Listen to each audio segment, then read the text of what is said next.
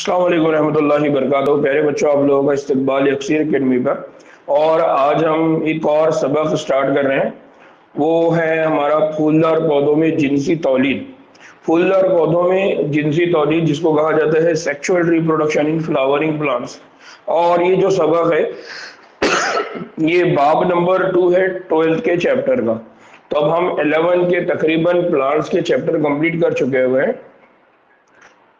11th के तकरीबन plant वाले चैप्टर जो बेसिक कंसेप्ट है वो तकरीबन हम लोग कवर कर चुके हैं। अब हम 12th का चैप्टर नंबर 2 देख रहे हैं। क्योंकि ये प्लांट वाले चैप्टर से रिलेटेड है इसलिए मैंने पहले ये लिया। इसके खत्म होने के बाद फिर हम मेंडल के जेनेटिक्स, बायोटेक्नोलॉजी, ये वाले चैप्टर्स कंप्लीट करेंगे। और आखिर में हम ह्यूमन वाले जो चैप्टर्स है जो अभी बाकी है हमारे फिजियोलॉजी वाले, वो खत्म करेंगे। ठीक है, तो आज हम स्टार्ट कर रहे हैं फूलदार पौधों में जिनसी तौलीद। आपको याद होगा जब हमने बायोलॉजिकल क्लासिफिकेशन पढ़ा था, तो बायोलॉजिकल क्लासिफिकेशन के अंदर वहां से हमने बेसिक कंसेप्ट स्टार्ट किए थे। हमने कहा था कि वहां पर बहुत सारे जो एनिमल ग्रुप्स थे उनको डिवाइड किया गया। फिर उसके बाद हमने प्लांट किंगडम पढ़ा। प्लांट किंगडम में हमने कहा bryophyte, pteridophyte, algae, gymnosperm, angiosperm. फिर उसके बाद हमने मॉर्फोलॉजी ऑफ फ्लावरिंग प्लांट। फिर उसके बाद हमने एनाटॉमी ऑफ फ्लावरिंग प्लांट, वहां पर भी हमने एंजियोस्पर्म वाले यानी फ्लावरिंग प्लांट्स वालों की बात किए थे। आज हम अब उनके अंदर रिप्रोडक्शन का अमल कैसा होता है। तो इससे पहले भी मैंने बार बार आपको बोला था, हमने जब किंगडम प्लांट की पढ़ा था उस वक्त भी हमने कहा था कि उनके पास जो रिप्रोडक्शन का प्रोसेस होता है वो सैप्रोफिटिक और गेमेटोफिटिक, याद आ रहा है, स्पोर्स के जरिए, बजरों के जरिए, और गैमेटोफिटिक मतलब ज़ौजों के जरिए, मेल फीमेल गैमेट हो गया, जिसमें हमने पोलन ग्रेन, ओवरी की बात किए थे। फिर हमने कहा था कि उनके डेवलपमेंट में क्या होता है, रिप्रोडक्शन का प्रोसेस कैसा होता है। तो हमने कहा मेगा स्पोर, माइक्रो स्पोर, याद आ रहा है, वो पूरे कंसेप्ट हमने वहां पर बेसिक बेसिक पढ़ा था। अब हम उन्हीं सारे प्रोसेस को यहाँ डिटेल में पढ़ने वाले कि वो पूरा प्रोसेस होता कैसे है। ठीक है ना। यहां पर सबसे पहले बेसिक कंसेप्ट जिसको समझना है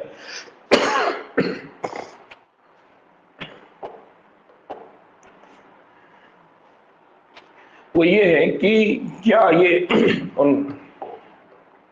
बेसिक कंसेप्ट कहां से स्टार्ट हो रहा है। बेसिक कंसेप्ट ये स्टार्ट हो रहा है कि वो ये कहते हैं कि हमारी खुशकिस्मती नहीं है। क्या खुशकिस्मती नहीं है कि पौधों के अंदर जिनसी तौर पर क्या होती है, तौलीद का अमल होता है। पौधे जो है उनके अंदर क्या होता है, जिनसी तौर पर तौलीद का अमल होता है। आपको मालूम होना चाहिए कि जब भी तौलीद का अमल सेक्सुअली होता है यानी जिनसी तौर पर होता है, तो यहाँ पर इस रिप्रोडक्शन के अमल में हमको बहुत सारी वैरायटीज देखने को मिलती है, वेरिएशन देखने को मिलता है। जब हम मेंडल के कंसेप्ट को पढ़ेंगे, मेंडल को पढ़ेंगे, मॉलिक्यूलर बेसिस ऑफ इनहेरिटेंस को, ये दो सबक हम जब पढ़ेंगे तो हमको एक बात समझ में आएगी कि जब भी जिनसी तौलीद का अमल होता है या सेक्सुअल रिप्रोडक्शन का अमल होता है तो उसकी वजह से हमको वेरिएशन देखने को मिलता है। तो हमारे इंसानों के दरमियान भी ये जो सेक्सुअल रिप्रोडक्शन है, जिनसी तौलीद है, इसका फायदा क्या है। इसका फायदा ये है कि हमारे अंदर क्या होता है, वेरिएशन होता है। वेरिएशन का मतलब क्या होता है, फर्क होता है, डिफरेंसेस होते हैं। फॉर एग्जांपल मेरी आंखें मेरी अम्मी की तरह, या मेरी आंखें मेरे अब्बा की तरह, या उनसे मुख्तलिफ हो सकती है। तो उसका रीजन कौन है, उसका रीजन है सेक्सुअल रिप्रोडक्शन। क्यों, क्योंकि हम अभी इसके बाद एक और सबक पढ़ने वाले जिसको कहा जाता है माइटोसिस एंड मियोसिस। तो मियोसिस का जो अमल है, मियोसिस का जो प्रोसेस है, जो सिर्फ गैमेट सेल के अंदर होता है, उसके अंदर होता है रिकॉम्बिनेशन। रिकॉम्बिनेशन का मतलब क्या होता है, एक्सचेंज ऑफ डीएनए। यानी सिंपल हम ये कह सकते हैं कि वालिदैन यानी माँ और बाप, इनके दरमियान डीएनए की इंफॉर्मेशन एक्सचेंज होती है। ये डीएनए की जब इंफॉर्मेशन एक्सचेंज होती है और वो उनकी नस्ल में जाती है, उनके बच्चों में जाती है, तो उनके बच्चों के अंदर आपको उन दोनों की इंफॉर्मेशन की तरह इंफॉर्मेशन देखेंगी या उससे थोड़ा सा डिफरेंस आपको देखने को मिलेगा। तो इस तरह का ये प्रोसेस होता है जिनसी तौलीद। तो इसीलिए ये कह रहे हैं कि ये बहुत बड़ी खुशकिस्मती है कि सेक्सुअल रिप्रोडक्शन होता है। क्यों होता है? क्योंकि बेशुमार अक़साम, यानी हमको क्या मिलेंगे, बहुत सारे अक़साम के, बहुत फर्क फूल जिन्हें हम देखकर क्या होते हैं, खुश होते हैं। फिर हमको उनकी जो खुशबू है, उनकी जो महक है, वो भी हमारे को क्या करती है, मदहोश करती है, खुश करती है, क्योंकि हर एक का खुशबू अलग अलग है। फिर हमको वैरायटी ऑफ क्या देखने को मिलती है, रंग देखने को मिलते हैं। तो फूलों के अंदर ही जो इतना बड़ा फर्क है, उनकी महक अलग है, उनकी खुशबू अलग है, उनके रंग अलग है, उसकी वजह कौन है? उसकी वजह है जिनसी तौलीद। तो ये सब जिनसी तौलीद की वजह से क्या होता है, हमको हासिल होता है। फिर फूल इसीलिए नहीं होते कि सिर्फ हमारी गर्ज पूरी करें, यानी ये जो फूल हमको देखने को मिलते हैं आमतौर पे, तो ये फूल सिर्फ हमारी गर्ज पूरी करने के लिए नहीं कि हमको अच्छी खुशबू और अच्छा कलर दिखाए, बल्कि इसका एक और बात है, वो ये है कि तमाम फूलदार पौधे जिनसी तौलीद का क्या करते हैं, मुजाहरा करते हैं। आमतौर पे ये जो उस वक्त भी हमने पढ़ा था कि जो जिम्नोस्पर्म और एंजियोस्पर्म है, तो जिम्नोस्पर्म ये सीडलेस है और एंजियोस्पर्म ये सीड कोटेड है। तो एंजियोस्पर्म को अपने रिप्रोडक्टिव स्ट्रक्चर की हिफाजत करना है, अपने जिनसी आज़ा की हिफाजत करना है। तो उस हिफाजत के लिए उनको एक बहुत अच्छी साख्त के अंदर छुपा के रख दिया गया या बचा के रख दिया गया, हिफाजत के रख दिया गया, और उसका नाम क्या है? फूल है। ठीक है, फूलदार, यहाँ पर हर क्या बात है, फूलदारी हो, फूलों और फूल के हिस्सों में मौजूद हैरत अंगेज तनु पाया जाता है, जो वसी मुताबिकतों का क्या करता है, इजहार करता है। फूलदारियों मतलब इन्फ्लोरेंसेस, फूलों के अंदर, यानी बहुत सारे फूल की बात हो रही है, तो अगर हम उनके अंदर देखेंगे तो हमको बहुत सारी चीजें क्या दिखेंगी, सिमिलर दिखेंगी, एक जैसे दिखेंगी। इसकी वजह से जिनसी तौलीद के नतीजे में बनने वाले चीजों को, यानी अब कौन बनता है, फूल, और उसके बाद उनसे क्या बनती है, बीजें बनती है, कि तश्कील यकीनी बनाया जाता है। इसी बात को हम पूरे इस सबक में क्या करेंगे, समझेंगे। तो ये बेसिक कंसेप्ट है, ये बेसिक इंट्रोडक्शन है इस चैप्टर का, कि फूल एक्चुअली है क्या और इसकी अहमियत किस चीज के लिए। तो उसकी अहमियत किस चीज के लिए? जिनसी तौलीद के लिए।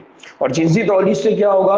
तो जिनसी तौलीद की वजह से हमको बहुत सारे किस्में देखने को मिलेंगी, फर्क देखने को मिलेगा, डिफरेंस देखने को मिलेगा, वेरिएशन देखने को मिलेगा, और जो नू होंगी, यानी जो स्पेशीज होंगी, उनके अंदर हमको क्या देखने को मिलेगा? तनु देखने को मिलेगा, फर्क देखने को मिलेगा।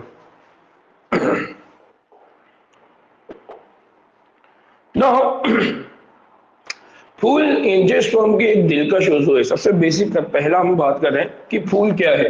तो फूल बहुत बेसिक कंसेप्ट है कि ये बहुत दिलकश उज़्व है। मैं बहुत फास्ट इसको पढ़ रहा हूँ क्योंकि ये पैराग्राफ बस एक फूल की तारीफ के लिए लिखा हुआ है। हमको मालूम है कि इंसान कदीम ज़माने से क्या करता है, फूलों से बहुत मोहब्बत करता है और वो उसके करीबी ताल्लुक है।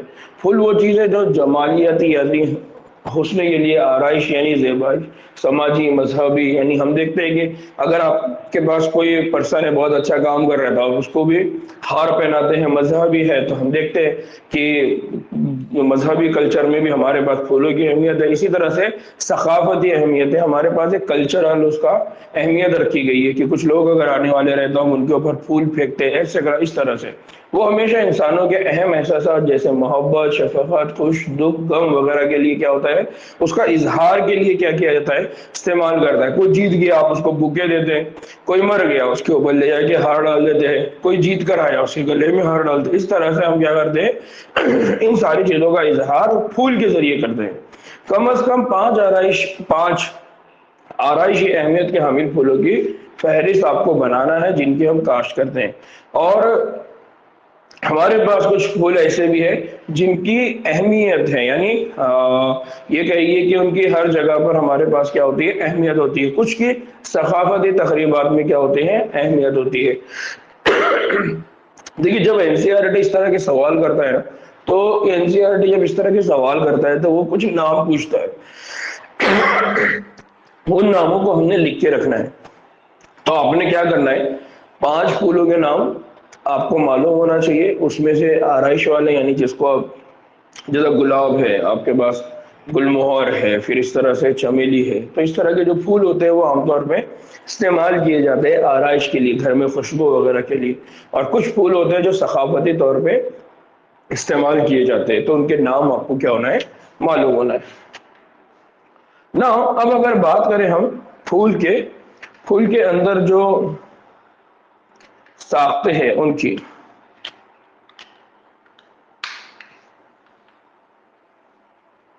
तो हमको मालूम है कि फूल के अंदर कौन कौन से पार्ट होते हैं। तो हमने पढ़ा था कि फूल के अंदर अहम 4 पार्ट होते हैं। कौन कौन से 4 पार्ट होते हैं?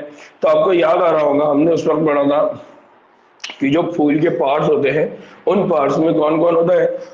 तो एक तो हमने कहा था पेटल, दूसरा होता है पिस्टिल, उसी के अंदर कौन होता है, स्टमन, एक होता है एंथर और एक होता है सेपल। सेपल, पेटल, स्टमन और पिस्टिल, ये 4 बड़े क्या होते हैं, उसके अंदर पार्ट्स होते हैं जिनके लास्ट टाइम में हमने बात किए थे।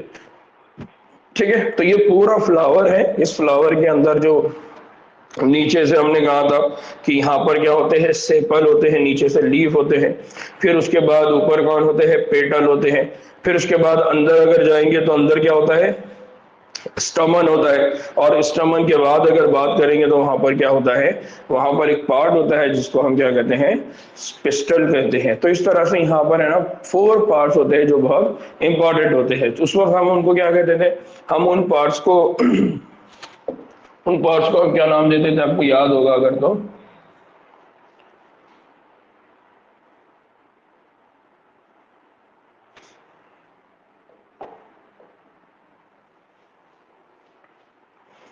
याद आ रहा है आपको? हम नाम देते थे कैलिक्स, हम नाम देते थे करोला, फिर हम बोलते थे एंड्रोशियम, याद आ रहा है? फिर हम बोलते थे उसको गाइनोशियम,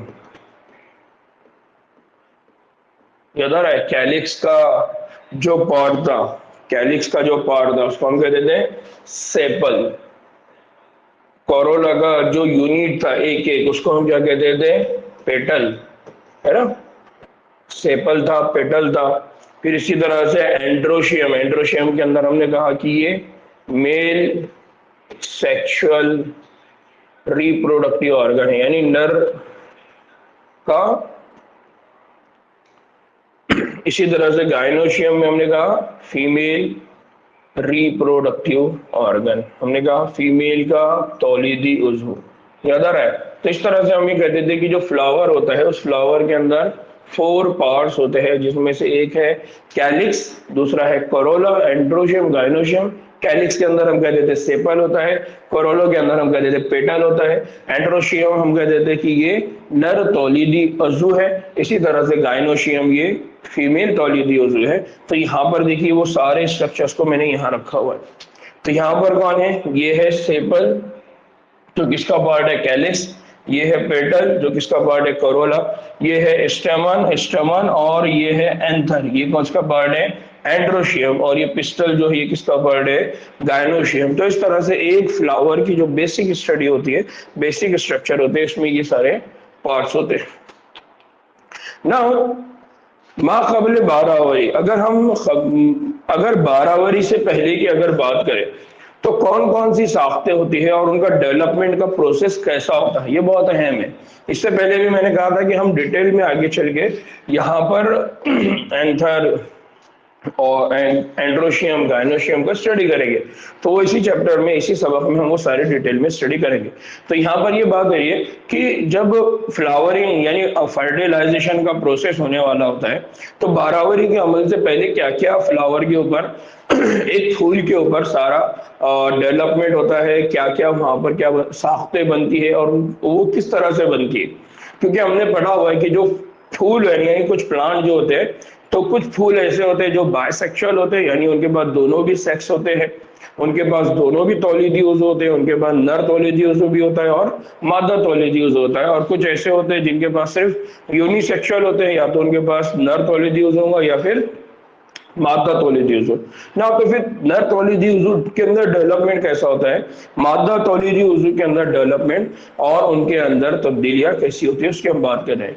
तो एक पौधे पर असल फूल नजर आने से पहले हमें क्या देखने को मिलता है, बहुत सारे फूल, यानी वहां क्या देखने को मिलती है, इनफ्लोरेसेंस देखने को मिलती है। तो कई हार्मोनी और साख्ती तब्दीलियों की उनके अंदर क्या हो जाती है, शुरुआत हो जाती है, जिससे इब्तदाई फूल की क्या होती है, तफरीक और मजीद नमो क्या होती है, अमल में आती है। ये जो फूलधारियां है जिनको हम क्या कहते हैं, इनफ्लोरेसेंस, वहां पर बनती हैं, जिनमें फूल की क्या बनती है, कलियां बनती है, या क्या बनती है, फूल की बड्स बनती है, और फिर वहां पर क्या बनता है, फूल बनता है। तो आपने देखा होगा फूल आने से पहले बहुत सारे इनफ्लोरेसेंस होते हैं। इनफ्लोरेसेंस मतलब क्या होती है, वहां पर फूलधारियां बनती है। वो फूलधारियां बेसिकली होती क्या है, तो वो बहुत छोटे छोटी कलियां और बड्स होती है, जो आगे चल के क्या बनाने वाली होती है, फूल बनाने वाली होती है। अब जब फूल बनना शुरू होगा तो क्या होगा, तो फूल में क्या बनेगा, नर और मादा क्या बनेगा, तौलीदी साख्ते। नर तौलीदी साख्ते कौन सी है, एंड्रोशियम। मादा तौलीदी साख्ते कौन सी है, गायनेशियम। ये बनना वहां क्या हो जाएगी, शुरू हो जाएंगी, और इस तरह से उनकी क्या होंगी, नमो होगी। और हमने पढ़ा हुआ है कि एंड्रोशियम एंड्रोशियम जो क्या होता है, स्टेमन। तो स्टेमन का एक घेरा होता है और एक घेरे पर वो क्या होता है, मुश्तमिल होता है। तो नर तौलीदी उज़ू की नुमाइंदगी करता है। और गायनोशियम में क्या होता है, गायनोशियम के अंदर जो तौलीदी उज़ू होता है उसमें क्या होता है, मादा तौलीदी उज़ू, या हम उसको क्या कहते हैं, स्टेल। तो यहाँ पर देखिए स्टेमन है, स्टेमन के अंदर उस वक्त भी हमने कहा था कि दो पार्ट होते हैं, एक होता है फिलामेंट, एक होता है एंथर। और हमने गायनोशियम में पढ़ा था कि गायनोशियम के अंदर कौन कौन से पार्ट होते हैं, एक होता है स्टिग्मा, एक होता है स्टाइल, एक होता है ओव्यूल, और एक होता है ओवरी। तो आपको याद होगा दो तरह के हमने प्लांट्स के फ्लावर के अंदर साख्तों की बात किए थे, जिसमें से एक को हमने कहा था स्टामन, जिस एंड्रोशियम, दूसरे को कहा हमने गायनोशियम, जिसको हमने कहा था पिस्टिल। नाउ यहाँ पर एक और चीज देखिए कि आप अगर किसी फूल को लेंगे और गौर से अगर देखेंगे तो उनके अंदर आपको इनफ्लोरेसेंस के अंदर बहुत सारी अलग अलग साख्तें देखने को मिलेगी। डिफरेंट टाइप को उनके अंदर क्या देखने को मिलेगा, अरेंजमेंट दिखेगा। जैसे सॉलिटेटरी यानी एक ही जगह पर है, रेसेमी यानी आजू बाजू से ऊपर जा रहे हैं, कोरम, कोरम के अंदर आप देखिए कि हर हर फ्लावर यानी जो को कली है उसकी हाइट और उनकी जो शुरुआत हो रही है, तो उनकी हाइट एक जैसी है, लेकिन उनकी शुरुआत जहां से हो रही है वो एक डिफरेंट डिफरेंट जगह से, अलग अलग जगह से हो रही है, लेकिन उनकी हाइट जो है वो एक जगह सेम है। तो इस तरह से क्या होता है, इनफ्लोरेसेंस होता है। जो बर्ड्स होती है, जो कलियां होती हैं, उनकी क्या होती है, अरेंजमेंट होती है ना। हो सबसे पहले हम बात कर रहे हैं एंड्रोशियम के अंदर स्टेमन, माइक्रोस्पोरेंजियम और पोलन ग्रेन। आपको याद होगा हम लोगों ने जब फ्लावरिंग, जब हम बायोलॉजिकल साइकिल पढ़ रहे थे और जब हम एंजियोस्पर्मिक प्लांट पढ़ रहे थे, उस पर हम बार बार ये बातें कर रहे थे, जिसमें हम स्टेमन, माइक्रोस्पोरेंजियम और पोलन ग्रेन, इन तीन वर्ड्स को हमने वहां पर बहुत अच्छे से पढ़ा था। अब उन्हीं को यहाँ पर हम और डिटेल में पढ़ने वाले हैं कि किस तरह से वो पूरा प्रोसेस होता है। तो एक मिसाली स्टेमन की अगर बात करें तो मिसाली स्टेमन के अंदर दो हिस्से होते हैं। एक हिस्सा होता है एक लंबा और सतवा डंठल, जिसे क्या कहा जाता है, फिलामेंट। याद आ रहा है, हमने पढ़ा था कि वहां पर जो साख्त होती है उसमें एक होता है जिसको हम क्या कहते हैं, फिलामेंट। और आखिरी सिरे की उमूमन दो गोशी साख, जिसे क्या कहा जाता है, एंथर। दो गोशी साख का मतलब क्या होता है, दो साख्तें होती है, दो लोब्स की तरह स्ट्रक्चर होता है, जिसको क्या कहा जाता है, एंथर। तो स्टेमन के अंदर दो अहम पार्ट है, एक है फिलामेंट, एक है एंथर। इस डंठल यानी फिलामेंट के करीबी एक होता है, को कहा जाता है थैलामस। उस सिरे को क्या कहा जाता है, थैलामस। और फूल के पेटल से क्या होता है, वो जुड़ा हुआ होता है, चिपका हुआ होता है। मुख्तलिफ अनवा के फूलों में हमको स्टेमन की जो लंबाई है और जो तादाद है वो क्या देखने को मिलेगी, मुख्तलिफ देखने को मिलेगी। तो अलग अलग फूल है, तो अलग अलग फूलों में ये जो स्टामन है यानी मेल नर तौलीदी उजू का जो पार्ट है वो हमको क्या देखने को मिलेगा, उसके अंदर जो स्टमन है उसकी लंबाई भी हमको अलग अलग देखने को मिलेगी और उनकी तादाद भी हमको क्या होगी, अलग अलग देखने को मिलेगी। अगर हम 10 फूलों की बात करें और 10 फूलों के अंदर अगर हम ऑब्जर्व करें तो हमको उनके अंदर क्या देखने को मिलेगा, फर्क देखने को मिलेगा। फिर हर स्टेमन का एक तख्तीती खुर्द भी इनके नीचे रखकर अगर मुताला करें तो हमको उनकी बहुत सारी शक्ल क्या होगी, वाज़े होगी। हमको वहां पर आसानी से दिखेगा कि एंथर किस तरह से जुड़ा हुआ है और उसकी बनावट किस तरह से है। तो आमतौर पे जब हम एक फ्लावर की बात करते हैं, एक फूल की बात करते हैं, मैच्योर फूल की, तो उस मैच्योर फूल में जैसा मैंने पहले भी कहा कि हमको क्या क्या देखने को मिलता है, तो उसके अंदर हमको देखने को मिलता है कैलिक्स, जिसको हम क्या कहते हैं, सेपल।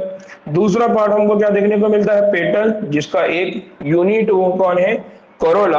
फिर उसके बाद हमने कहा कि हमको क्या देखने को मिलता है, हमको देखने को मिलता है स्टमन।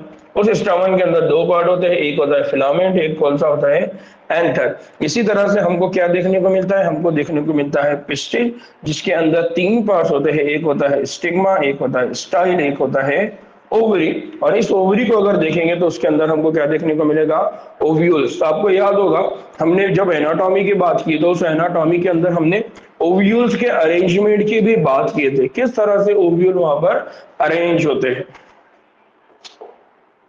नाउ तो बेसिक कंसेप्ट हमने ये पढ़ा कि एक फ्लावर है और उसके पास क्या है, स्टेमन होता है। नाउ अब एक मिसाली एंजियोस्पर्म के एंथर की अगर बात करें तो मिसाली एंजियोस्पर्म के एंथर की अगर बात करें तो उसके अंदर क्या खास बात होती है, उसके अंदर खास बात ये होती है कि वो दो गोशी होता है या वो बाइलोब होता है।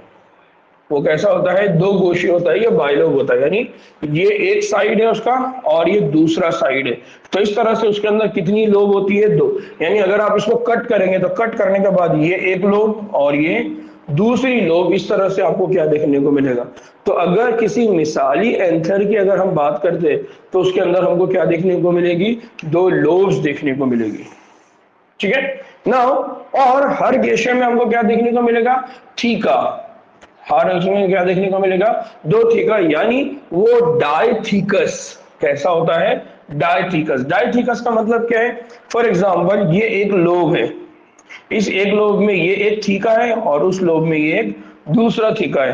तो एक तो ये स्ट्रक्चर की वजह से वो हो गया बाइलोब और इन स्ट्रक्चर की वजह से वो क्या हो गया, डायथीकस। फिर अक्सर अक्सर एक उमुदी खांचा अगर हम बनाते हैं तो तीका को वो क्या कर देगा, बांट देगा। और एंथर को अगर देखेंगे तो उसकी अर्धी तलाश के अंदर हमको क्या देखने को मिलेगा, दो गोशी कैफियत। तो इस तरह से काटेंगे तो दो गोशी, इस तरह से काटेंगे तो हमको उसके अंदर क्या देखने को मिलेगा, दो थीका। फिर एंथर एक 4 सिमती साफ्ट, यानी कैसा साफ्ट है, टेट्रागोनल।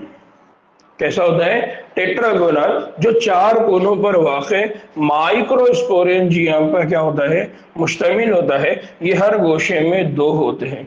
यहाँ पर बात देखिए क्या हो रही है, अगर आपको किसी एंथर को अगर और आसानी से समझना है तो एंथर के मामले में आपको पहली बात याद रखना है कि एंथर कैसा है, बाइलोब। दूसरी बात क्या याद रखना है, वो कैसा है, डायथीकस। तीसरा याद रखना है कि उसके अंदर आपको क्या देखने को मिलेगा, टेट्रागोनल। टेट्रागोनल का मतलब क्या होता है, टेट्रा का मतलब होता है 4। टेट्रा का मतलब क्या होता है, 4। तो उसके अंदर आपको 1 2 3 4 जगह पर आपको क्या देखने को मिलेगा, गोल गोल साफ्ते देखने को मिलेंगी, जिसकी बुनियाद पे उसको क्या बोला जा रहा है, टेट्रागोनल। जहां पर कौन होंगे, जहां पर होंगे माइक्रोस्पोरेंजियम। कौन होंगे वहां पर, माइक्रो स्पोरेंजिया। याद आ रहा है आपको, माइक्रोस्पोरेंजिया क्या होते हैं, माइक्रोस्पोरेंजिया वो साफ्ते जहां से क्या बनेंगे, पोलन ग्रेन बनेंगे। ठीक है, सबा सबा बेटा, यहाँ जो थीका है ना, ये जो थीका वर्ड यूज किया जा रहा है, ये थीका का मतलब है यहाँ पर ये जो गोशा है ना, ये एक गोशा, इस गोशे को बोला गया थीका। ये वाला गोशा, इसको बोला गया थीका। ठीक है, तो इसलिए यहाँ पर क्या हो रहा है कि ये एक गोशा, ये दूसरा गोशा, कितने गोशे हो गए, 2। 2 गोशा होने की वजह से इसको क्या बोला है, डाई। डाई का मतलब क्या होता है, 2। वैसे यहाँ पर बाय, बाय लो, बाय का बी आई, बाय का मतलब क्या होता है, 2। तो इसीलिए हमने कहा कि एंथर की अगर साख्त की बात करें तो एंथर कैसा दिखाई देता है, एंथर बाइलोब दिखाई देता है, एंथर डायथिकस दिखाई देता है, और एंथर कैसा दिखाई देता है, टेट्रागोनल। तो जब ये दो होगी, ये दो होगी, तो हमको किस तरह से दिखाई देगा, उसके अंदर 4 स्ट्रक्चर दिखाई देंगे या 4 कोने दिखाई देंगे। उन 4 कोनों की बुनियाद पर उसको तीसरा लफ्ज क्या बोला गया है कि उसकी जो साख्त होती है वो टेट्रागोनल होती है। और ये जो गोनाल टेट्रागोनल स्ट्रक्चर से इसके अंदर कौन होता है, तो इसके अंदर कौन होता है, माइक्रोस्पोरेंजिया। कौन होता है इसमें, माइक्रोस्पोरेंजिया। ठीक है ना। माइक्रोस्पोरेंजिया के अंदर क्या होगा, बात समझ में आई सबा।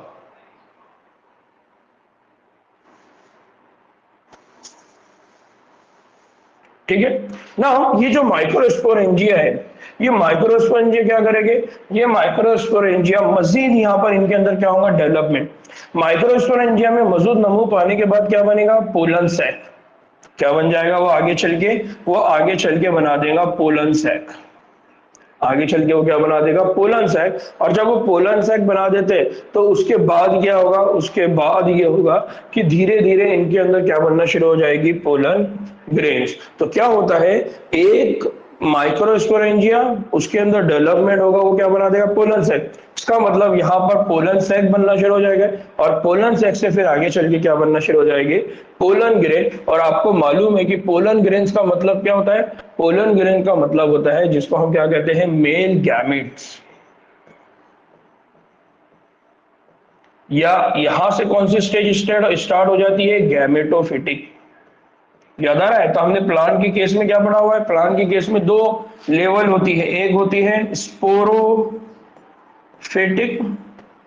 और दूसरी कौन सी होती है, गैमेटोफिटिक।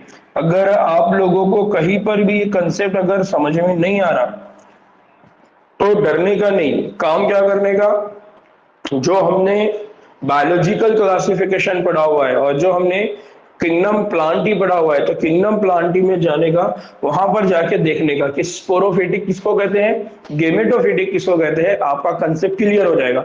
और अगर आप इस तरह से करते हैं कि आपको यहाँ कोई कंसेप्ट नहीं आ रहा और आप पीछे जाके देख रहे हैं, तो उस वजह से एक तो आपका वो चैप्टर का रिवीजन हो जाएगा, दूसरा ये चैप्टर आपको ज्यादा अच्छे से समझ में आने लगेगा। इसलिए घर पे बैठने के बाद अगर ये कंसेप्ट, क्योंकि हमने बहुत कम वक्तों में ये सारे कंसेप्ट पढ़ा है, तो जो ऑलरेडी इसको पढ़ रहे थे उनके लिए बहुत आसान है, लेकिन वो लोग जो इसको फर्स्ट टाइम पढ़ रहे हैं उनके लिए थोड़ा सा डिफिकल्ट है। तो उसका तरीका क्या है, उसका तरीका ये है कि अगर आपको यहाँ ये कंसेप्ट नहीं समझ में आ रहा है, माइक्रोस्पोरेंजिया नहीं समझ में आ रहा है, सेप्रोफिटिक नहीं समझ में आ रहा है, गैमेटोफिटिक नहीं, तो आप उस चैप्टर में जाइए, वहां जाके उसको थोड़ा सा रिवाइज करिए, इंशाल्लाह वो सब वहां पर आपको समझ में आ जाएगा, यहाँ पर भी आपका कंसेप्ट क्या हो जाएगा, क्लियर हो जाएगा। लेकिन इसमें ये थोड़ा सा एफर्ट आप लोगों को लेना पड़ेगा। ठीक है, ठीक है। तो हमने कहा कि यहाँ पर क्या होगा, पोलन ग्रेन बनेगा, यानी मेल गैमेटोफाइट बनेगा। नाउ अब यहाँ पर माइक्रोस्पोरेंजिया क्या होता है, मैंने उस वक्त भी कहा था कि माइक्रोस्पोरेंजिया क्या होते हैं, कैसे होते हैं, इनको हम डिटेल में आगे चल के पढ़ेंगे।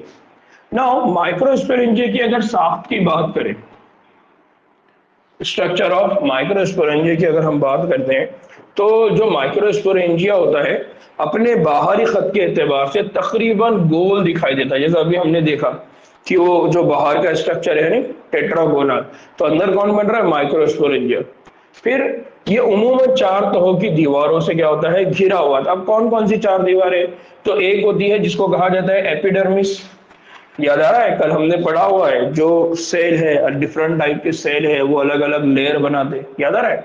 तो उसमें एक लेयर जो होती है इसके बाद वो होती है एपिडर्मिस, दूसरी होती है इसको कहा जाता है इंडोथीसियम।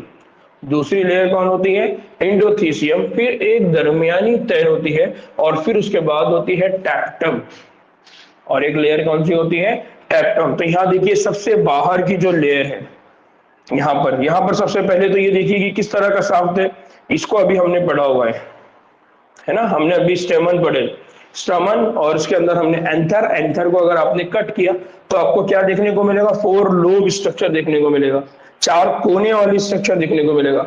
उन कोनों वाली साख्त को अगर आप गौर से देखेंगे तो उसका जो ये हिस्सा है, ये अरेंजमेंट है, यहाँ पर किस तरह का अरेंजमेंट है, तो ये अरेंजमेंट आपको देखने को मिल रहा है।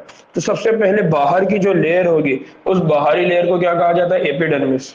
उसके बाद जो दूसरी लेयर होगी उसको क्या कहा जाता है, एंडोथीसियम।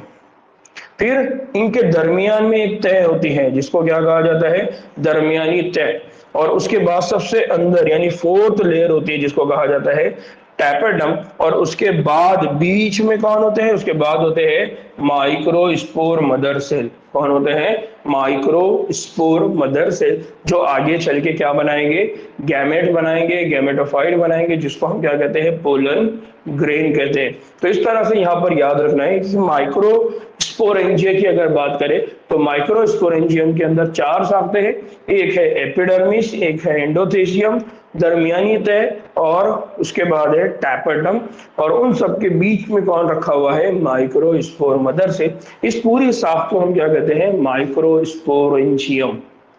नाउ दीवार की अगर बात करें तो उसके बाहर 3 हिफाजती तह होती है, और एंथर के फटने और जरदाने के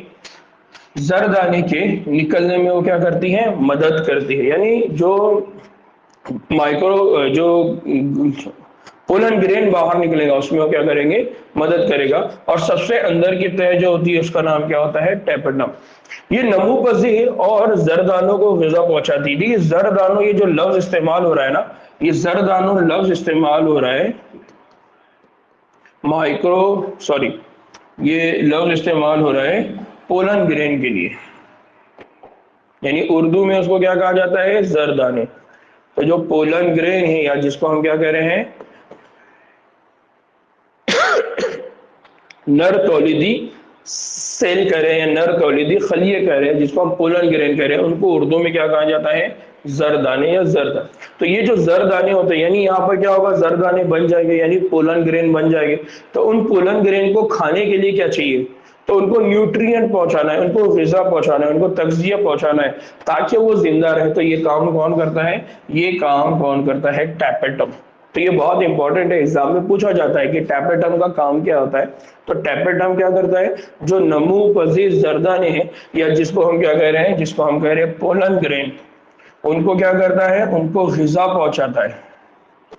उनका क्या करता है, वो ग़िज़ा पहुंचाता है। ठीक है ना। और टैपेटम के सेल्स का साइटोप्लाज्म क्या होता है, गाढ़ा होता है, और इसमें उमूमन 1 से ज्यादा न्यूक्लियस होते हैं।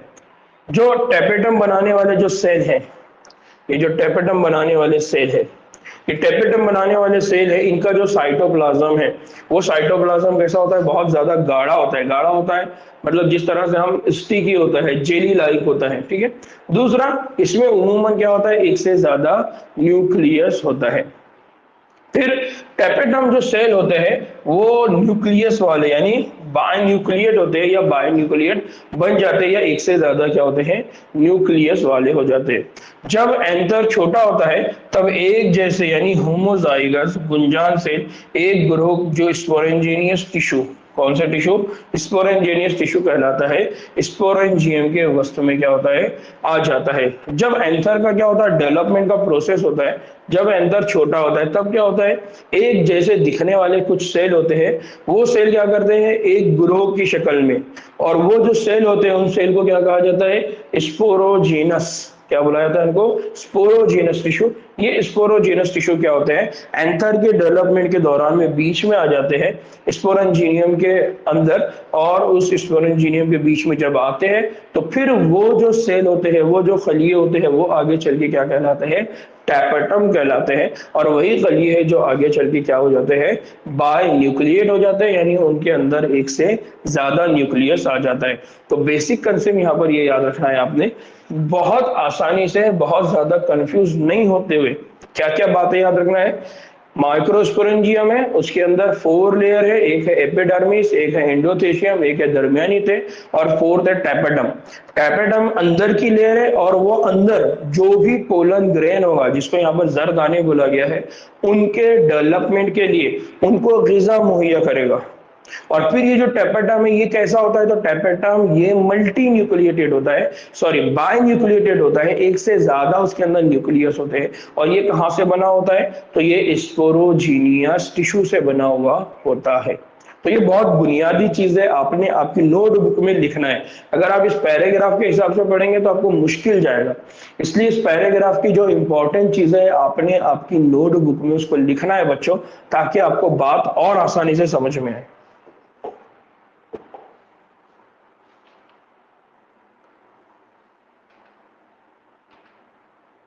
ना अब हम बात कर रहे हैं कि ये जो माइक्रोस्पोरेंजियम है, उस माइक्रोस्पोरेंजियम के अंदर जो खलिए बन रहे हैं, उन खलियों को हम क्या कह रहे हैं, उस खलिए को हम कहते हैं पोलन ग्रेन।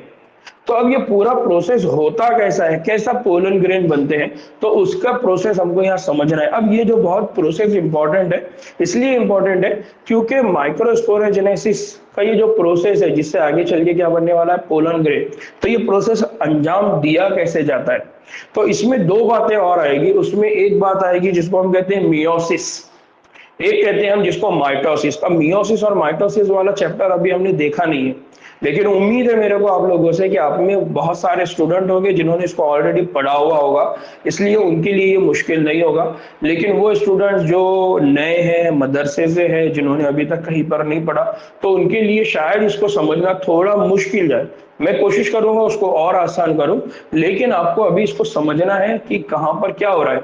अगर आपको कोई दिक्कत आती है तो हम इसके बाद वाले चैप्टर में वही सारी चीजें देखने वाले हैं, ठीक है।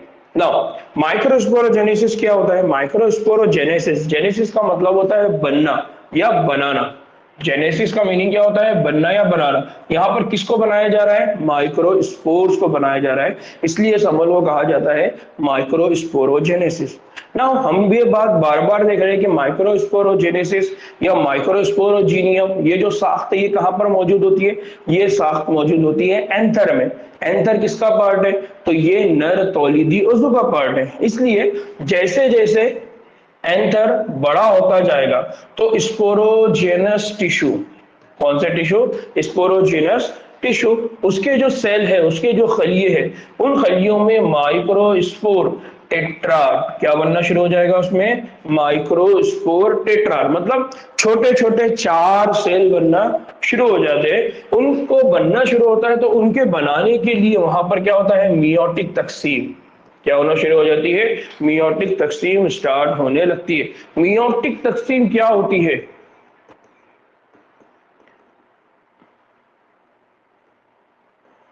मियोटिक तकसीम क्या होती है या मियोटिक डिवीजन क्या होता है? तो हम बार बार कह रहे थे तकफीफी, याद आ रहा है? हमने ये लफ्ज पढ़ा हुआ है, तकफीफी तकसीम, तकफीफी तकसीम। और दूसरा हम पढ़ रहे थे माइटोटिक, माइटोटिक डिवीजन, याद आ रहा है? माइटोटिक डिवीजन में हम क्या कर रहे थे? मसावी तकसीम। उस वक्त मैंने कहा था कि जो तखफीफी तकसीम होती है वहां पर एक खलिया होगा और उस एक खलिए से क्या बनेंगे? 4 खलिए। एक खलिया होगा और उस एक खलिए से कितने खलिए बनेंगे? 4 खलिए। एक सेल होगा और उस एक सेल से क्या बनेंगे? 4 सेल। यहां पर ये जो सेल होगा ये कैसा होगा? 2n डिप्लॉइड, और यहाँ पर जो सेल होंगे वो कैसे होंगे? n यानी हैप्लॉइड। याद आ रहा है आपको? तो इस तरह का एक बेसिक कंसेप्ट मैंने इससे पहले वीडियो में आपके सामने शेयर किया हुआ है, उसी कंसेप्ट को थोड़ा याद रखिए कि एंथर है, एंथर के अंदर क्या हो रहा है? स्पोरोजेनेसिस का प्रोसेस होने वाला है, माइक्रोस्पोरोजेनेसिस। उस माइक्रोस्पोरोजेनेसिस के प्रोसेस के अंदर क्या होने वाला है? माइक्रोस्पोर टेट्राड बनेगा। और ये जो माइक्रोस्पोर टेट्राड बन रहा है ये कौन सी वजह से बन रहा है? मियोटिक डिवीजन की वजह से बन रहा है ना। यहाँ पर जो बात हमारी पहले होगी वो कौन सी है? Sporogenous tissues. तो ये जो स्पोरोजीनस टिश्यूज होते हैं, स्पोरोजीनस टिश्यूज का हर खलिया, हर सेल एक माइक्रोस्पोर टेट्राड बनाने क्या करता है? वो माइक्रोस्पोर टेट्राड बनाने की क्या होता है? काबिल होता है। और हर खलिया बिलखवा तौर पे यानी सेल्फ मोटिवेटेड तौर पर बासलाहियत पोलन, या जिसको कहा जाता है माइक्रोस्पोर मदर सेल, क्या बोला जाता है इसको? माइक्रोस्पोर मदर सेल होता है, यानी आगे चल के वो क्या करेगा? माइक्रोस्पोर बनाएगा। तो यह बेसिक चीज क्या याद रखना है कि जो स्पोरोजीनस टिश्यूज है, जिसको अभी हमने पहले पढ़ा ना, याद आ रहा है? हमने पढ़ा स्पोरोजीनस टिश्यूज। तो स्पोरोजीनस टिश्यूज के अंदर जितने भी खलिए होंगे वो सारे के सारे खलिए इस काबिल होंगे कि वो क्या बना सके, पोलन बना सके, या वो आगे चलिए क्या बना सके, माइक्रोस्पोर मदर सेल बना सके।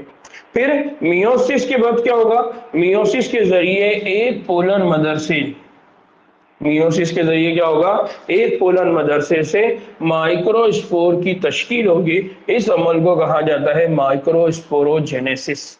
इसको क्या कहा जाता है, माइक्रोस्पोरोजेनेसिस। तो आप ये देख सकते हैं ये पोलन मदर सेल है, इस पोलन मदर सेल में क्या होगा, मियोसिस 1 होगा, फिर उसके बाद क्या होगा, मियोसिस 2 होगा, और मियोसिस 2 के बाद क्या बन जाएंगे, माइक्रोस्पोर।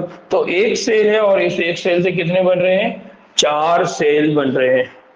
क्या बन रहे हैं, 4 सेल बन रहे हैं। तभी इस अमल को हम क्या कहते हैं, माइक्रोस्पोरोजेनेसिस। क्या कहते हैं हम उसको, माइक्रोस्पोरोजेनेसिस। तो ये पैराग्राफ है ना, बहुत आसान है।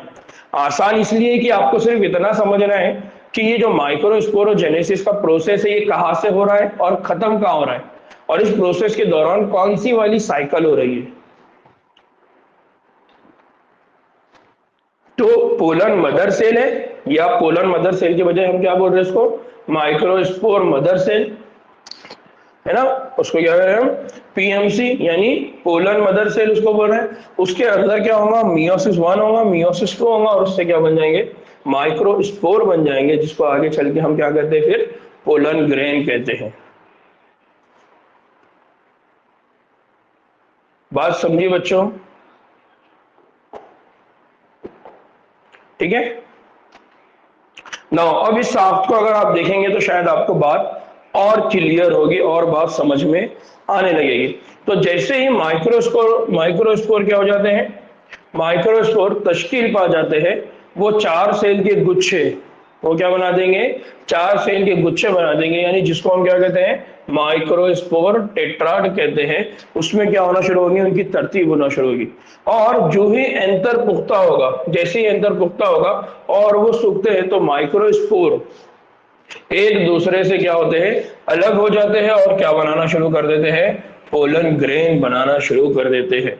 हर माइक्रोस्पोरेंजियम के अंदर 1000 माइक्रोस्पोर्स क्या होंगे, 1000 माइक्रोस्कोप या पोलन ग्रेन्स बनते हैं, जो एंथर के फटने पर क्या होंगे, बाहर निकल आते हैं। तो ये बेसिक कंसेप्ट जिसको आपको समझना है वो क्या है, यहाँ पर समझिए कि ये एंथर का स्ट्रक्चर है। इस एंथर की साख्त में ये माइक्रोस्पोरेंजियम है। इस माइक्रोस्पोरेंजियम के अंदर क्या होगा, यहाँ पर बहुत सारी साख्तों के दरमियान में एक सेल है, फॉर एग्जाम्पल वो कौन है, पीएमसी, यानी पोलन मदर सेल।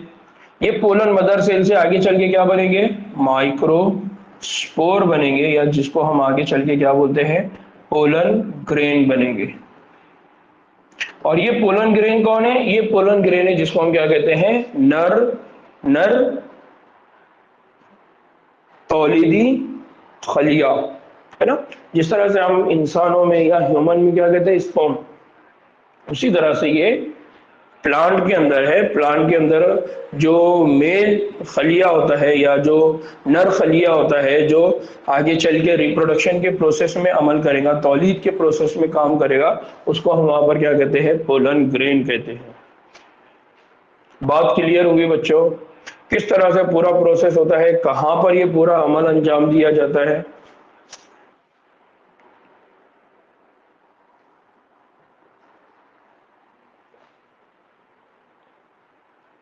ठीक है ना। जिन लोगों के लिए ये नया है उनको थोड़ा सा इसको एक बार और रीड करना पड़ेगा, एक बार और समझना पड़ेगा, ठीक है ना।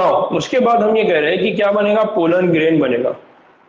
और पोलन ग्रेन अब दिखाई कैसा देता है, यानी जो नर तौलीदी खलिया बनता है तो उसकी साख्तें कैसी है, तो उसकी साख्तें थोड़ी अलग अलग साख्तें हैं जिनको यहाँ पर बताया गया। तब हम बात कर रहे हैं पोलन ग्रेन। पोलन ग्रेन की हम बात कर रहे हैं कि पोलन ग्रेन होता कैसा है, उसकी साख्तें कैसी होती है। तो पोलन ग्रेन जिसको हम क्या कहते हैं, नर गैमेटोफाइट। पोलन ग्रेन क्या होता है, जिसको हम क्या कहते हैं, नर गैमेटोफाइट। ये नर गैमेटोफाइट अगर हिबिस्कस या किसी भी दूसरे फूल के खिले हुए एंथर को छुए तो आपको आपकी उंगलियों पर क्या देखने को मिलेगा, जर्द रंग का पाउडर देखने को मिलेगा, जैसे पोलन ग्रेन लगे पाएंगे। यानी आपने अगर किसी फूल को हाथ लगाया तो हाथ लगाने के बाद क्या होता है, आपके हाथों के ऊपर कलर दिखाई देता है। आमतौर पे वो जो कलर दिखाई देता है, वो जो पाउडर की तरह आपको साफ दिखाई देती है आपकी उंगलियों पर, वो कौन होते हैं, पोलन ग्रेन्स होते हैं, जो उस फूल से आपके हाथों पे आ रहे होते हैं। इन ग्रेन्स को ग्लास स्लाइड पर अगर आप लेंगे, यानी अगर आप उसको कांच की स्लाइड पर लेंगे, यानी कांच के ऊपर लेंगे, और उसको आप क्या करेंगे, खूर्दबीन के अंदर अगर देखेंगे तो आपको डिफरेंट और मुख्तलिफ किस्म के क्या दिखाई देंगे, पोलन ग्रेन्स दिखाई देंगी। उन पोलन ग्रेन्स की जो अलग अलग किस्में हैं, तो उनके अंदर उसका शेप है, साइज है, उनकी बनावट है, उनका रंग है, डिजाइन है, ये सब आपको देखने को मिलेगा। तो अगर आप पोलन ग्रेन को देखना चाहते हैं तो आप क्या करिए, किसी एक फूल को लीजिए, उस एक फूल का हाथ लगाइए, और उसके बाद उसको ग्लास स्लाइड, यानी जो कांच की ग्लास होती है, आपने देखा होगा हम जब ब्लड का टेस्ट करवाने जाते हैं तो जिस तरह की वो स्लाइड होती है, उस स्लाइड पर उनको रखिए, उसके ऊपर पानी का ड्रॉप डालिए और वाटर का ड्रॉप डाल के उसको क्या करिए, उसको माइक्रोस्कोप के नीचे रख दीजिए। तो आपको वहां पर बहुत सारे अलग अलग पोलन ग्रेन की क्या देखने को मिलेंगी, साख्ते देखने को मिलेंगी, उनके स्ट्रक्चर्स देखने को मिलेंगे। नाउ अब पोलन ग्रेन होता क्या है आमतौर पे, तो पोलन ग्रेन की अगर बात करें तो पोलन ग्रेन उमूमन कैसे होते हैं, तो उमूमन ये गोल होते हैं। पोलन ग्रेन कैसे होते हैं, उमूमन गोल होते हैं। और इनका खुदर की अगर बात करें तो तकरीबन 25 to 50 माइक्रोमीटर, यानी 25 से 50 माइक्रोमीटर, 25 से 50 क्या होते हैं, ये माइक्रोमीटर के क्या होते हैं, बराबर होते हैं। बाहरी साख्त जो होती है या बाहरी जो तय होती है उसको कहा जाता है एक्साइन। बाहरी जो तय होती है उसको क्या कहा जाता है, एक्साइन। ये स्पोरोपोलिनीन कौन से मटेरियल से बनी होती है, स्पोरोपोलिनीन से बनी होती है, जो इंतहाई मुदाफियती नामियाती अशिया में से एक है। यानी वो उसका क्या करेगा, हिफाजत करेगा, प्रोटेक्शन करके रखेगा। तो एग्जाम में ये पूछा भी जाता है कि जो पोलन ग्रेन है, पोलन ग्रेन की जो साख्त है, उसमें सबसे बाहर की जो लेयर है उसका नाम क्या है, उसका नाम क्या है, एक्साइन। और वो किस मटेरियल से बनी है, तो बोला जाता है स्पोरोलिन। और ये जो स्पोरोलिन मटेरियल है ये कौन सा है, नामियाती है या गैर नामियाती, तो याद रखिए कि वो क्या है, नामियाती है, यानी ऑर्गेनिक कंपाउंड है। ये बहुत ज्यादा दर्जे हरारत, तेजाब और खार, यानी अगर बहुत ज्यादा सॉल्ट भी अगर हो जाए तो वहां पर क्या करेगा, वो बर्दाश्त करेगा, उसका डेसिकेशन नहीं होने देगा, वो पोलन ग्रेन को मरने नहीं देगा। अभी तक ऐसा कोई एंजाइम मालूम नहीं जो इसे तोड़ सके। देखिए बहुत बड़ी बात है कि अभी तक कोई ऐसा एंजाइम नहीं मिला जो इस एंजाइम को तोड़ सके, उसको फाड़ सके। पोलन ग्रेन के एंजाइम में नुमाया सुराख होते हैं जिन्हें जर्म पोर्स कहते हैं। जो पोलन ग्रेन होती है उस पोलन ग्रेन के अंदर हमको क्या देखने को मिलेंगे, होल देखने को मिलेंगे, सुराख देखने को मिलेंगे। उन सुराखों को क्या कहा जाता है, जर्म पोर्स कहा जाता है, होल कहा जाता है। जहां पर स्पोरोपोलिनीन गैर मौजूद होता है, अगर स्पोरोपोलिनीन रहेगा तो वहां तो कोई होल नहीं रहेगा, वहां पर स्पोरोपोलिनीन क्या होता है, एब्सेंट होता है। स्पोरोपोलिनीन की मौजूदगी की वजह से पोलन ग्रेन्स फॉसिल्स की शक्ल में बहुत अच्छी तरह से क्या होते हैं, महफूज रखे जाते हैं। यानी जो पोलन ग्रेन है, उन पोलन ग्रेन के अंदर चूंकि स्पोरोपोलिनीन है, अब जमीन के अंदर वो पोलन अगर चले जाते हैं या कहीं और जगह पे अगर वो चले जाते हैं, चट्टानों में दब जाते हैं या बर्फों के अंदर जब दब जाते हैं, तो वो फॉसिल बन जाएगा, यानी उनका बचा कुचा मादा बन जाएगा, जिसको हम बकायात कहते हैं। तो वो फॉसिल्स की तरह वहां पर हो गया। अब ये फॉसिल्स क्यों हो गए, क्योंकि स्पोरोपोलिनीन होगा और वो स्पोरोपोलिनीन को कोई तोड़ नहीं सकता, इसलिए वो बकायात की शक्ल में हमको मिलेगा। जो एक्साइन होती है वो हैरत अंगेज नमूनों और डिजाइनों की तरतीब को जाहिर करती है। उसमें बहुत सारे अलग अलग क्या होती है, शक्लें होती है। तो बेसिक कंसेप्ट यहाँ पर याद रखना है कि यहाँ पर स्पोरोपोलिनीन है, और ये स्पोरोपोलिनीन कहाँ पर मौजूद है, ये स्पोरोपोलिनीन मौजूद है एक्साइन, जो कि सबसे बाहर की लेयर है। तो आप अगर इस पोलन को देखेंगे तो इस पोलन के अंदर जो सबसे बाहर की जो लेयर है वो कौन है, एक्साइन है। और इस एक्साइन के अंदर यहाँ पर छोटे छोटे होल होंगे, ये होल कौन होंगे, ये होल होंगे जर्म पोर्स। कौन होंगे, ये जर्म पोर्स। हम आगे चल के पढ़ेंगे कि ये जर्म पोर का काम क्या होता है, ये जर्म पोर होते क्यों है। तो इसको आगे जब हम प्रोसेस पढ़ेंगे तो उस प्रोसेस में आपको ये कंसेप्ट और क्लियर होगा कि ये जर्म पोर का काम होता क्या है। नाउ हमने कहा कि एग्जाइम क्या होती है, बहुत सख्त होती है, बहुत टफ होती है, ये मटेरियल से बनी होती है जिसको हम क्या कहते हैं, स्पोरोपोलनी। इसी तरह से उस पोलन ग्रेन के अंदर एक और लेयर होती है, पोलन ग्रेन के अंदर क्या होती है, एक और लेयर होती है। तो पोलन ग्रेन की जो अंदरूनी दीवार होती है उसको कहा जाता है इंटाइन। बाहरी जो दीवार है, बाहरी जो दीवार है उसको कहा जाता है एक्साइन। जो अंदरूनी दीवार है उसको कहा जाता है एंटाइन। ठीक है, तो पोलन ग्रेन है, पोलन ग्रेन के अंदर दो दीवारें हैं। ये जो दीवार होती है ये पतली होती है और इसके अंदर मुसलसल आपको क्या देखने को मिलेंगे, तह देखने को मिलेंगे, फोल्डिंग्स देखने को मिलेंगे। और ये जो इंटाइन होती है ये किससे बनी होती है, सेल्यूलोज और पैक्टिन मटेरियल की बनी होती है। यहां पर हमने कहा था कि एक्साइन, एक्साइन किससे बनी हुई है, स्पोरोपोलेनिन। जबकि इंटाइन किससे बनी हुई है, इंटाइन दो चीजों से बनी है, एक है सेल्यूलोज और दूसरा कौन है, पैक्टिन। एक है सेल्यूलोज, दूसरा कौन है, पैक्टिन। फिर पोलन ग्रेन का जो साइटोप्लाज्म है, यानी जो उसका अंदर का हिस्सा है, उसके अंदर क्या होती है, प्लाज्मा झिल्ली होती है, यानी प्लाज्मा मेम्ब्रेन होती है।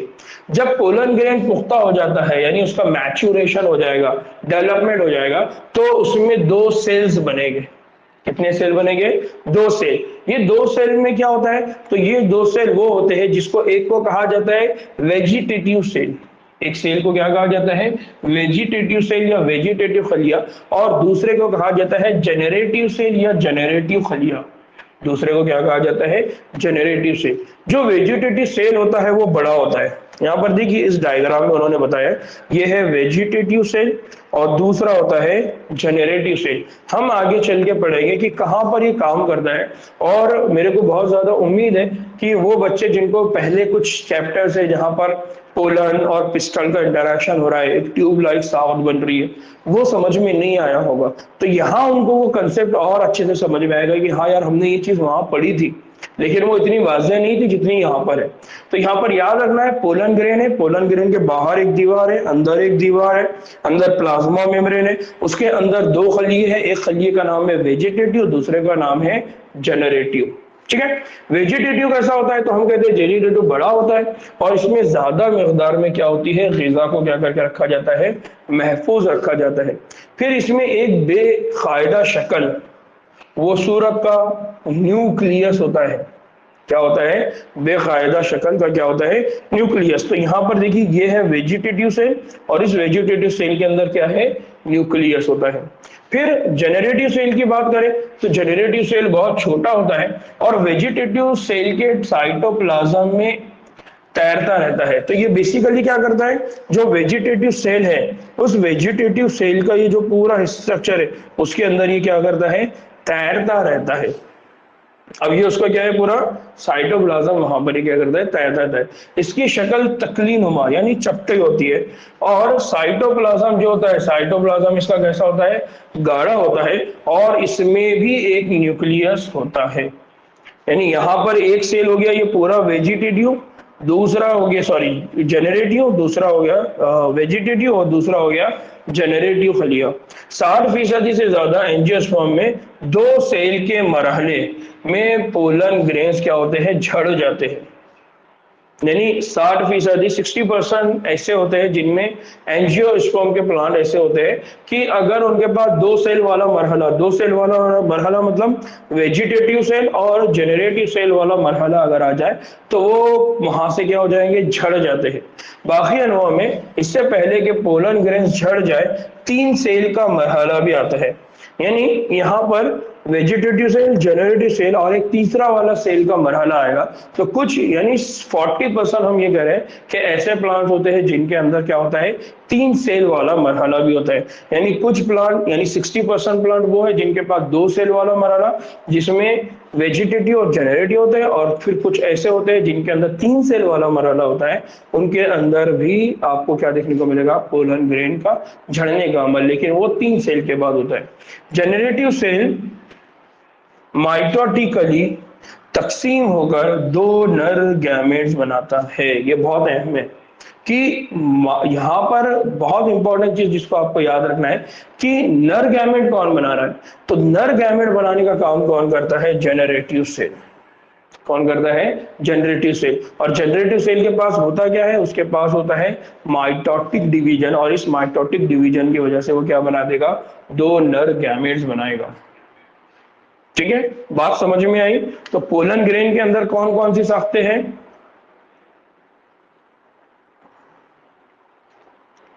पोलन ग्रेन के अंदर कौन सी साख्तें हैं? एक है एक्साइन, एक है एंटाइन। दूसरा, एक्साइन किससे बनी हुई है? स्पोरोपोलोनिन। एंटाइन किससे बनी हुई है? सेल्यूलोज और पैक्टिन मटेरियल से। और इसी तरह से हम ये कह रहे हैं कि वहां पर 2 तरह के सेल है, एक है वेजिटेटिव सेल, एक है जेनरेटिव सेल। और लास्ट में हम ये कह रहे हैं कि जो जेनरेटिव सेल है वो माइटोटिक डिवीजन करेगा और वो क्या बना देगा? Male gamete. तो आगे चल के वो क्या बना देगा? मेल गैमेट्स बना देगा ना। ये मेल गैमेट्स आगे चल के क्या काम करते हैं, कैसा काम करते हैं, कहां पर ये अमल करेंगे, हम इसको आगे देखेंगे ना। एक बेसिक कंसेप्ट जिसको आपको समझना है कि आजकल मार्केट में क्या होता है, मार्केट में कुछ इस तरह के नए पोलन ग्रेन को क्या किया जाता है? बेचा जाता है, उनको मार्केट में सेल किया जाता है। तो फॉर एग्जांपल बहुत सी अनोवा के जो पोलन ग्रेन्स है, बहुत सी अनवा के जो पोलन ग्रेन्स है, लोगों में क्या करते हैं? शदीद एलर्जी और नर खरे की जो नाली है उसके अंदर क्या करते हैं? वर्म का सबब बनते हैं, सूजन का बनने बनते हैं। बिल आखिर फिर सख्त तनफ्फुसी नुकाइस, दम्मा और ब्रोंकाइटिस वगैरह पैदा हो जाती है। ये कहा जा सकता है कि पार्थेनियम या कैरेट ग्रास जो हिंदुस्तान में गेहूं की आमद के साथ बतौर मिलावट आई थी, हर जगह उगती है और पोलन एलर्जी का क्या बनती है? सबब बनती है। तो हमारे पास बहुत सारे लोगों को पोलन की एलर्जी है, पोलन होने की वजह से उनको खांसी आएंगी, छींक आएगी, फिर हमारे तनफ्फुस के अंदर उनको बहुत सारे नुकसान होंगे। पोलन ग्रेन्स में एक दूसरा जो फायदा है, तो पोलन ग्रेन्स में भरपूर ग़िज़ाइयत होती है, उसमें बहुत सारे न्यूट्रिएंट मटेरियल होते हैं। और हालिया बरसों में इजाफी ग़िज़ा के तौर पर पोलन की गोलियों को क्या किया जाता है? इस्तेमाल किया जाता है, और ये एक फैशन बन चुका है। मगरबी ममालिक में गोलियों और शरबत की शक्ल में पोलन की मुतादिद अशिया क्या होती है? बाजार में दस्तियाब है। और ये दावा किया जाता है कि पोलन का इस्तेमाल करने से जो रेस के घोड़े हैं और जो खिलाड़ी हैं उनकी कारकर्दगी में क्या होता है? इजाफा होता है। तो इस तरह से हम देखते हैं कि इन पोलन ग्रेन्स को क्या किया जाता है? मार्केट में आज सेल भी किया जाता है, उनको बेचा भी जाता है। इसी तरह से बारआवरी के लिए अगर हम बात करें तो एक और बेसिक कंसेप्ट है जिसको हमको समझना पड़ेगा। वो क्या है कि बारआवरी के लिए पोलन ग्रेन्स को अपनी फ़ालियत खोने से पहले स्टिग्मा के ऊपर क्या होना होता है? पहुंच जाना होता है। क्योंकि ये होगा कि पोलन ग्रेन डेवलप हो गया और कई सालों के बाद अगर वो जाएगा तो उसके अंदर वो ताकत नहीं रहेगी, उसके अंदर वो फ़ालियत, वो फंक्शन उसके अंदर बाकी नहीं रहेगा। इसलिए अपनी फ़ालियत खोने से पहले उसको क्या करना पड़ेगा? फर्टिलाइजेशन के अमल करना पड़ेगा। तो आप क्या समझते हैं कि पोलन ग्रेन्स कितने अरसे अपने फ़ालियत या हयाती पजीरी को कायम रखता है? तो ये अपनी फ़ालियत को, हयात को यानी जिंदगी को कब तक बाकी रखेगा? तो इस अरसे में जिसके दौरान पोलन ग्रेन्स हयात पजीर रहे, जबरदस्त फर्क होता है। और ये किसी हद तक इस वक्त के दर्जे हरारत और नमी पर क्या है? मुनहसर है। तो अलग अलग पोलन ग्रेन की जो फालियत है, उनके जो जिंदगी है वो अलग अलग है, उनके अंदर हमको बहुत ज्यादा फर्क देखने को मिलेगा। और ये सब डिपेंड करेगा, ये सब मुनहसर होगा उस जगह के दर्जे हरारत पर और उस जगह की नमी पर। जैसे बाज की अगर बात करें, जैसे धान, गेहूं में पोलन ग्रेन्स निकलने के 30 मिनट के अंदर ही अपनी हयात पजीरी क्या कर देता है? खो देता है। जबकि अगर हम रोसैसी, ल्यूगुमिनस और सोलेनेसी इन खानदान की अगर बात करें तो इनके जो अफराद होते हैं वो महीनों तक, कई मंथ तक अपनी हयात पजीरी को और फालियत को क्या रखेंगे? बाकी रख सकते हैं। आपने यानी हम आगे चल के एक और सबक पढ़ेंगे जहां पर हम बात करेंगे आर्टिफिशियल इंसेमिनेशन, मसनूई तख्मरेजी। तो मसनूई तख्मरेजी के लिए बहुत से जानवरों बशमूल इंसानों के मादा मनविया यानी स्पर्म्स मादा मनविया मतलब स्पर्म्स को जखीरा करने के बारे में आपने सुना हुआ होगा। अनवा की एक कसीर तादाद के पोलन ग्रेन्स को क्या किया जाता है, रकीक नाइट्रोजन, जिसको -196 डिग्री सेल्सियस में उन सालों के लिए क्या करना है, जखीरा किया जाता है। और ये बहुत आसान है ताकि उनको आगे चल के क्या कर सके, इस्तेमाल कर सके। फसलों की, ये बहुत इंपॉर्टेंट है, फसलों की नस्लकारी प्रोग्राम में इस तरह के जखीरे के लिए पोलन ग्रेन्स को बीज बैंकों में यानी सीड बैंक के मानिंद बतौर पोलन बैंक्स के इस्तेमाल किया जाता है। तो आजकल हम क्या करते हैं, आजकल हमारे पास क्या होता है, पोलन बैंक होते हैं। और ये पोलन बैंक कहाँ पर होते हैं, ये पोलन बैंक होते हैं सीड बैंक के अंदर। पोलन बैंक कहाँ पर होते हैं, ये सीड बैंक के अंदर। तो पोलन बैंक और सीड बैंक बना के रखे हुए हैं, जिसके अंदर क्या किया जाता है, जो अलग अलग फसलें हैं उनके जो अलग अलग पोलन ग्रेन हैं उनको वहां पर क्या करके रखा जाता है, जमा करके रखा जाता है, स्टोर करके रखा जाता है, ताकि उनको हम नस्लकारी यानी जब हम और ज्यादा हम प्लांट की ग्रोथ वगैरह करवाएंगे तो वहां पर उनको क्या कर सकते हैं, आसानी से इस्तेमाल कर सकते हैं। ठीक है, बात क्लियर हुई बच्चों?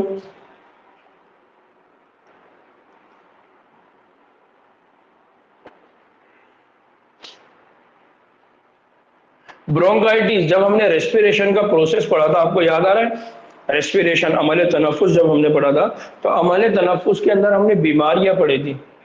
तो उन बीमारियों में एक बीमारी होती है जिसको कहा जाता है ब्रोंकाइटिस। तो आपको याद होगा अमल तनफ्फुस में हमने कहा कि हमारे पास क्या होते हैं, ट्रैकिया, ट्रैकिया आगे चल के दो पाइप में छोटे छोटे डिवाइड होते हैं जिनको हम कहते हैं ब्रोंकाई। तो ये पोलन ग्रेन जब इनहेलेशन के दौरान और अमल तनफ्फुस के दौरान अगर नाक के जरिए उस ब्रोंकाई में जाके बैठ जाए तो ब्रोंकाई के अंदर इन्फ्लामेशन होगा, ब्रोंकाई के अंदर इन्फेक्शन होगा। उसकी वजह से धीरे धीरे फिर हमारे जो ब्रोंकाई है वो सूजना शुरू हो जाएंगे। सूजना शुरू हो जाएंगे तो फिर उसकी वजह से जो एयर का पासेज है वो धीरे धीरे, तो उसकी वजह से फिर तकलीफ होगी अमल तनफ्फुस के अंदर, तो उसको कहा जाता है ब्रोंकाइटिस।